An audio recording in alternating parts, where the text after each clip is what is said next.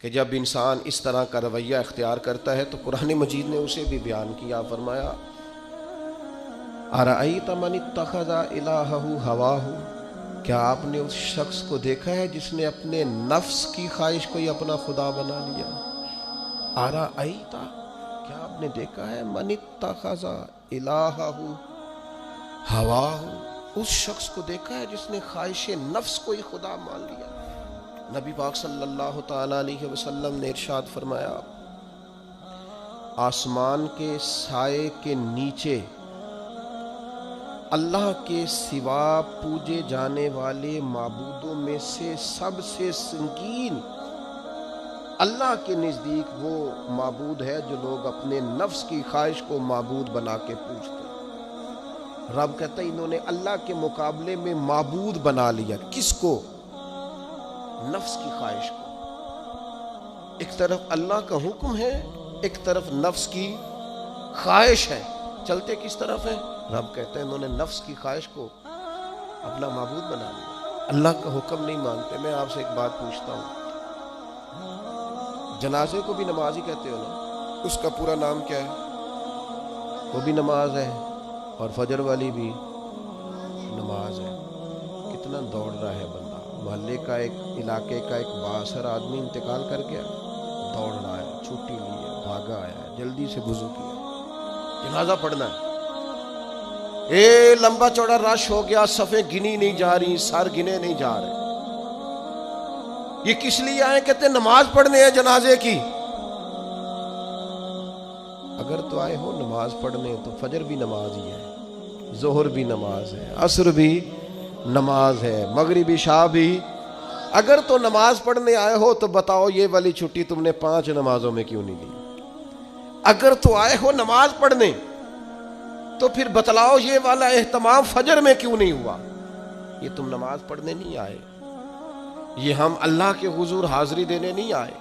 یہ وہ جو سیاسی رکھ رکھاؤ ہے، یہ جو ذاتی تعلق، یہ نفس کی عبادت ہے، یہ اللہ کی عبادت نہیں ہے، یہ خواہش نفس کی تکمیل ہے۔ یہ رب کی عبادت، یہ تو اپنے خواہش کے پیچھے دوڑے آئے ہو۔ مجھے بتلاؤ نا۔ وہ ایک شاعر تھے، انہوں نے بات تو بڑی غلط کی، لیکن چلو بعض اوقات نصیحت کے لیے کچھ باتوں کو دہرا دینا چاہیے۔ پاکستان کے ایک معروف شاعر تھے، ان سے کسی نے کہا کہ آپ مسلمان ہیں؟ کہنے لگا آدھا مسلمان ہوں آدھا کافر ہوں۔ اور کس طرح؟ کہنے لگا اسلام کے اندر خنزیر بھی حرام ہے اور شراب بھی حرام ہے، لیکن میں خنزیر نہیں کھاتا، شراب پی لیتا ہوں، معاذ اللہ ثم معاذ۔ کہنے لگا خنزیر سے مجھے نفرت ہے، شراب میں چھپ کے کئی کونے میں جا کے پیتا ہوں، تو آدھا مسلمان ہوا نا۔ کہ اگر تو میں دین کا حکم سمجھ کے نفرت کروں تو پھر جتنی خنزیر سے کروں اتنی شراب سے بھی کروں۔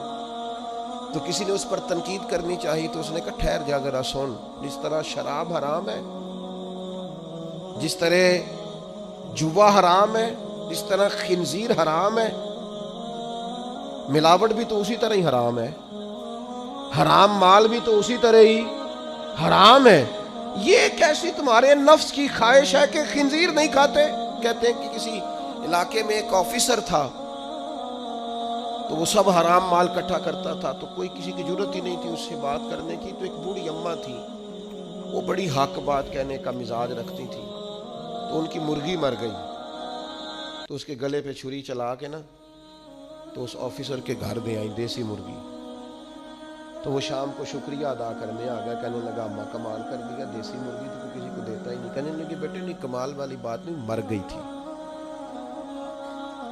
تو وہ ناراض ہو گیا، کہنے لگا مر گئی تھی تو میرے گھر کیوں دے دی؟ کہنے لگی سارا محلہ جانتا ہے تو سارا حرام کھاتا ہے۔ تو میں نے کہا یہ کروڑوں حرام کھا گیا تو کوئی مشکل نہیں، تو ایک مرغی سے کیا تکلیف دے گی؟ تو اللہ نے اس کے دل میں بات ڈالی، اس کو اثر ہوا، وہ رونے لگا، کہنے لگا بات تو ٹھیک کر رہی، کروڑوں روپیہ حرام کا آئے تو وہ چونکہ نفس پسند کر رہا ہے تو وہ ٹھیک ہے، اور ایک مرغی صرف چھری نہیں چل سکی، مر گئی، تو اس سے الٹی آ رہی ہے، کہہ رہی ہے کیا مطلب ہے اس کا؟ وہ ہمارے ایک دوست ہیں، وہ کہتے ہیں ہمارے زمانے میں لوگ اس طرح کے پرہیزگار ہیں کہ ایک شخص کو ایک نیا جوتا مل گیا کہیں گرا ہوا، اس نے اس کا مالک ڈھونڈنا شروع کیا. کسی کا نیا جوتا گر گیا سڑک پہ تو ڈھونڈتا رہا, ایک پیر تھا, ڈھونڈتا رہا وہ کس کا ہے بھائی, کس کا ہے. تھوڑی دیر آگے جا کے اسے اس کا دوسرا پیر بھی مل گیا. پھر اس نے مالک ڈھونڈنا چھوڑ دیا.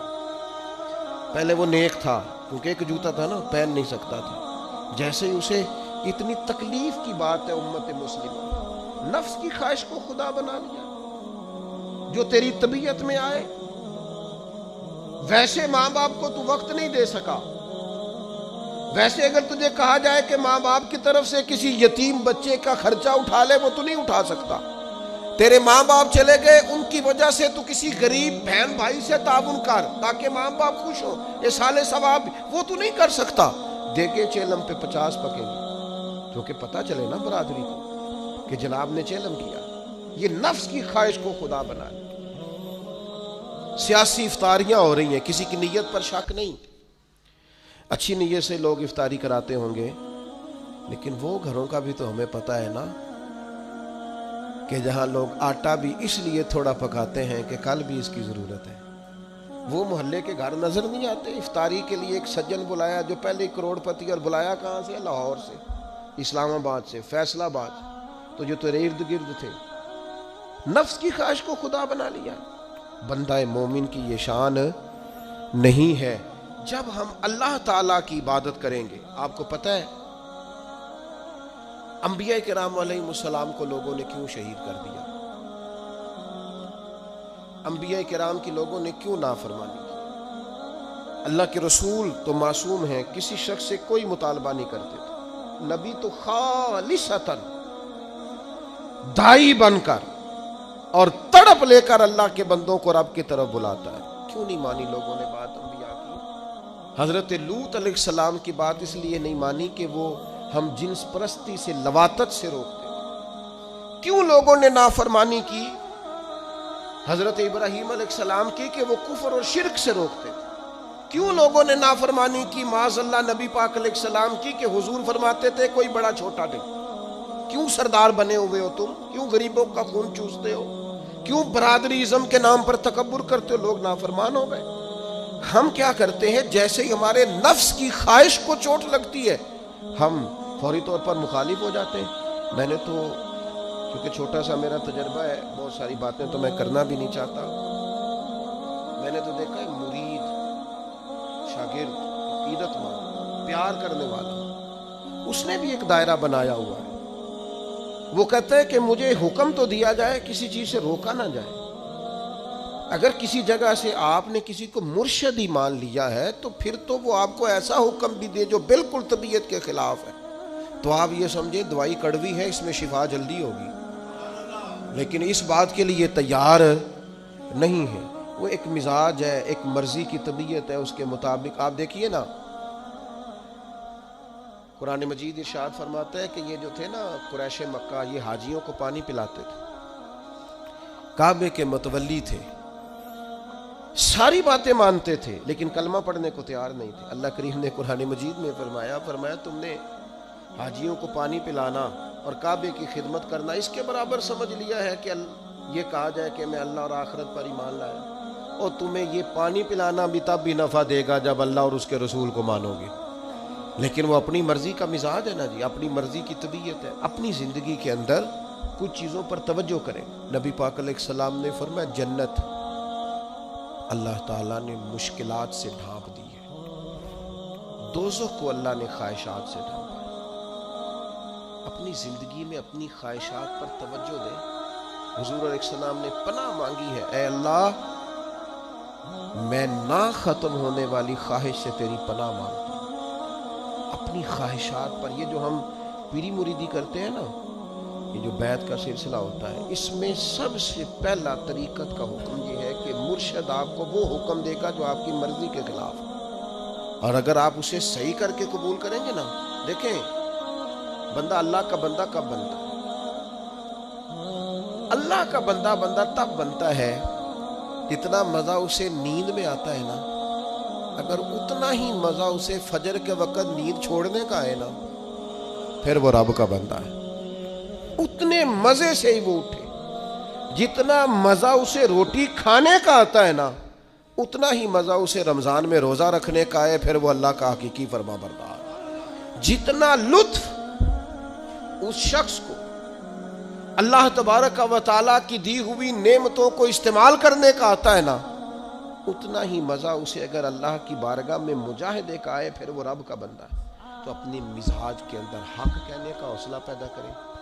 आपके दाएं बाएं जो लोग गलतियां करें उन्हें मोहब्बत से समझाने की कोशिश करें, और कुछ थोड़ा सा ना नफ्स की मुखालफत कम, जो आपकी तबीयत में चाहे वो हो जाए तो मज़ा क्या रहा।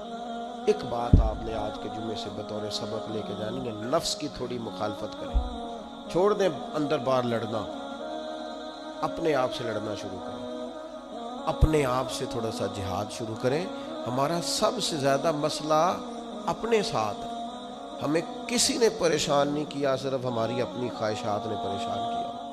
आप ख्वाहिशात से थोड़ा सा लड़ें, एक एक दो दो करके ख्वाहिशात को छोड़ें, आप खुद महसूस करेंगे ज़िंदगी हसीन हो गई है।